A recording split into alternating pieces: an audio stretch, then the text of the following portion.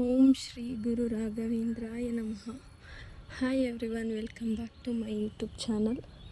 ನಾನು ಲಲಿತಾ. ನಾನಿವತ್ತು ಅಕ್ಷಯ ತೃತೀಯ ವಿಶೇಷ ರಾಘವೇಂದ್ರ ಸ್ವಾಮಿಗಳ ಪೂಜೆ ಮಾಡ್ತಾಯಿದ್ದೀನಿ. ಈ ಪೂಜೆ ಮಾಡೋದು ಯಾವ ರೀತಿ, ಯಾವಾಗ ಮಾಡಬೇಕು, ಯಾವ ಸಮಯದಲ್ಲಿ ಮಾಡಬೇಕು, ಯಾಕೆ ಮಾಡಬೇಕು ಅಂತ ಹೇಳ್ತೀನಿ.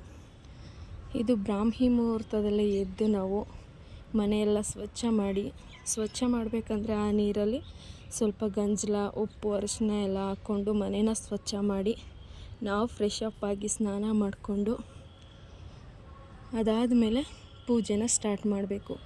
ಈ ಅಕ್ಷಯ ತೃತೀಯದ ವಿಶೇಷತೆ ಏನಂದರೆ, ರಾಘವೇಂದ್ರ ಸ್ವಾಮಿಗಳಿಗೆ ಗಂಧದ ಸೇವೆ ಅಂತ ಮಾಡ್ತಾರೆ. ಇದನ್ನು ನನಗೂ ಕೂಡ ಯಾರೋ ಹೇಳಿದ್ದು, ಹಾಗಾಗಿ ನಾನು ಮಾಡ್ತಾಯಿದ್ದೀನಿ. ಇವತ್ತು ರಾಘವೇಂದ್ರ ಸ್ವಾಮಿಗಳಿಗೆ ಗಂಧದ ಸೇವೆ ಮಾಡಿದ್ರೆ ಈ ದಿನ ನಮ್ಮ ಇಷ್ಟಾರ್ಥಗಳೆಲ್ಲ ಸಿದ್ಧಿಸುತ್ತೆ ಅನ್ನೋದನ್ನು ಹೇಳ್ತಾರೆ.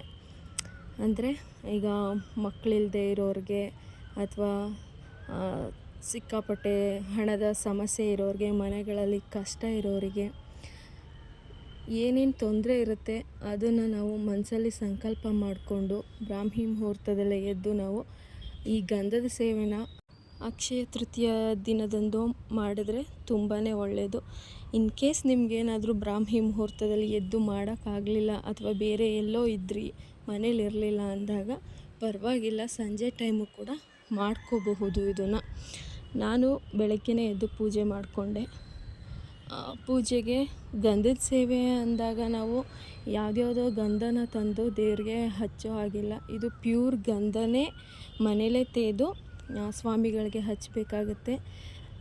ಆವಾಗಲೇ ನಮಗೆ ಫಲ ಸಿಗೋದು.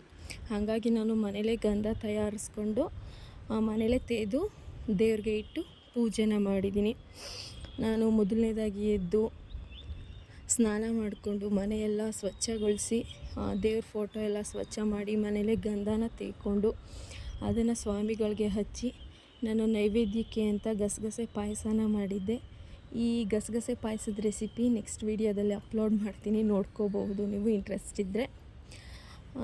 ಆಮೇಲೆ ಸ್ವಾಮಿಗಳಿಗೆ ತುಳಸಿ ಹಾರನ ಹಾಕಿ, ರಾಘವೇಂದ್ರ ಸ್ವಾಮಿಗಳಿಗೆ ನೀವೆಲ್ಲ ಕೇಳಿರೋ ಹಂಗೆ ತುಳಸಿ ಹಾರನೇ ಶ್ರೇಷ್ಠ. ಅದು ಒಂದೇ ಒಂದು ತುಳಸಿನ ಭಕ್ತಿಯಿಂದ ಇಟ್ಟು ಪೂಜೆ ಮಾಡಿದ್ರೂ ಸಾಕು, ರಾಯರು ನಿಮಗೆ ಒಲಿತಾರೆ. ನಾನು ಹಾಗೆ ನಮ್ಮ ಗಿಡದಲ್ಲೇ ಬಿಟ್ಟಿದ್ದಂಥ ತುಳಸಿನ ತೊಗೊಂಡು ಕಟ್ಕೊಂಡು ದೇವ್ರಿಗೆ ಹಾಕ್ಕೊಂಡು ಹೂವು ಎಲ್ಲ ಹಾಕಿಬಿಟ್ಟು ಗಂಧ ಎಲ್ಲ ನೀಟಾಗಿ ಹಚ್ಕೊಂಡು ದೇವ್ರಿಗೆ, ಆಮೇಲೆ ವಿಗ್ರಹಕ್ಕೂ ಸಹ ಹಚ್ಕೊಂಡು, ನಿಮ್ಮ ಮನೇಲಿ ವಿಗ್ರಹ ಇಲ್ಲ ಅಂದರೂ ಪರವಾಗಿಲ್ಲ, ಫೋಟೋಗೆ ಹಚ್ಕೊಂಡು ಫೋಟೋದಲ್ಲೇ ಮಾಡ್ಬೋದು. ನಮ್ಮ ಮನೇಲಿ ವಿಗ್ರಹನೂ ಇತ್ತು, ಹಾಗಾಗಿ ಎರಡಕ್ಕೂ ಸೇರಿ ಪೂಜೆ ಮಾಡ್ತಾಯಿದ್ದೀನಿ. ಯಾವುದೇ ಪೂಜೆ ಆದರೂ ಮೊದಲನೇದಾಗಿ ವಿಘ್ನ ವಿನಾಯಕಂಗೆ ಮಾಡಬೇಕು ಅಂತಾರೆ. ಹಾಗಾಗಿ ನಾನು ಕೂಡ ನಮ್ಮ ಮನೇಲಿ ಒಂದು ಚಿಕ್ಕದು ಗಣೇಶನ ಮೂರ್ತಿ ಇತ್ತು, ಅದನ್ನು ಇಟ್ಬಿಟ್ಟು ಗರ್ಕೆ ಇಟ್ಟು ಮೊದಲು ಗಣೇಶನ ಪೂಜೆ ಮಾಡಿ ಆಮೇಲೆ ಎಲ್ಲ ದೇವ್ರುಗಳಿಗೂ ರಾಘವೇಂದ್ರ ಸ್ವಾಮಿನೂ ಸೇರಿಸಿ ಮನೇಲಿರೋವಂಥ ಎಲ್ಲ ದೇವ್ರುಗಳಿಗೂ ಪೂಜೆನ ಮಾಡಿಕೊಂಡೆ.